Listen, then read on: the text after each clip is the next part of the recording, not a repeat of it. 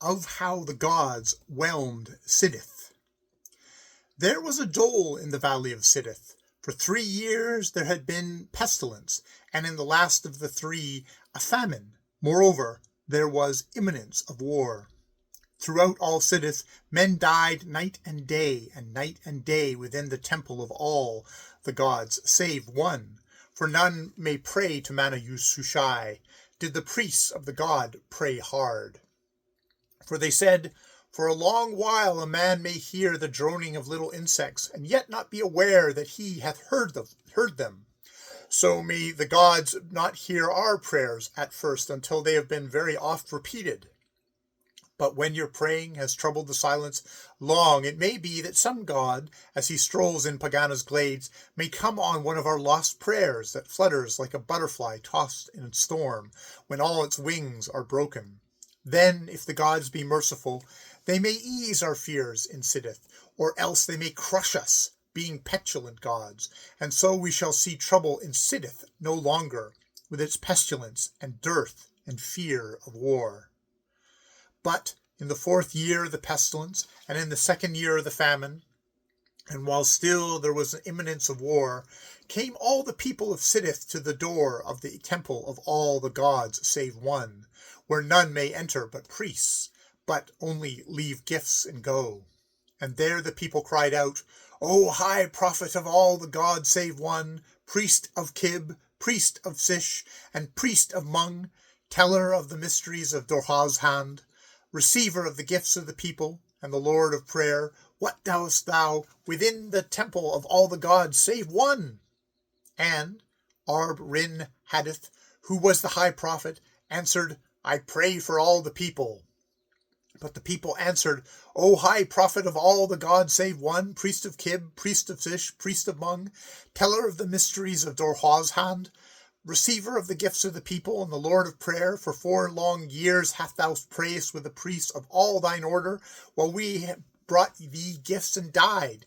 Now, therefore, since they have not heard thee in 4 grim years, thou must go and carry to their faces the prayer of the people of Sdth, when they go to drive the thunder to his pasture upon the mountains of Agrinan. Or else there shall no longer be gifts upon thy temple door, whenever falls the dew, that thou and thine order may fatten. Then thou shalt say before their faces, O all the gods save one, lords of the world, whose children is the eclipse, take back thy pestilence from Sdth, for ye have played the game of the gods too long with the people of Sdth, who would fain have done with the gods. Then in great fear answered the high prophet, saying, What if the gods be angry and whelm Sdth? And the people answered, Then we are sooner done with pestilence and famine and the imminence of war. That night the thunder howled upon Agrinan, which stood a peak above all the others in the land of Sdth. And the people took Wlmd from his temple and drave him to Agrinan. For they said, There walk tonight upon the mountain all the gods save one. And Wlmd went trembling to the gods. Next morning, white and frightened from Agrinan, came Wlmd back into the valley, and there spake to the people, saying, The faces of the gods are iron, and their mouths set hard. There is no hope from the gods. Then said the people, Thou shalt go to Mana-Yud-Sushai, to whom no man may pray. Seek him upon Agrinan, where it lifts clear into the stillness before morning, and on its summit, where all things seem to rest, surely there rests also Mana-Yud-Sushai. Go to him and say, Thou hast made evil gods, and they smite Sdth. Perchance he hath forgotten all his gods, or hath not heard of Sdth.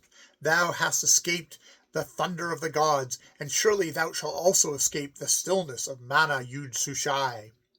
Upon a morning when the sky and lakes were clear, and the world still, and Agrinan was stiller than the world, Wlmd crept in fear towards the slopes of Agrinan, because the people were urgent. All that day men saw him climbing. At night he rested near the top. But ere the morning of the day that followed, such as rose early saw him in silence, a speck against the blue, stretching up his arms upon the summit to Mana-Yud-Sushai. Then instantly they saw him not, nor was he ever seen of men again who had dared to trouble the stillness of Mana Yud Sushai. Such as now speaketh of Sdth tell of a fierce and potent tribe that smote away a people in the valley enfeebled by pestilence, where stood a temple to all the gods save one, in which was no high priest.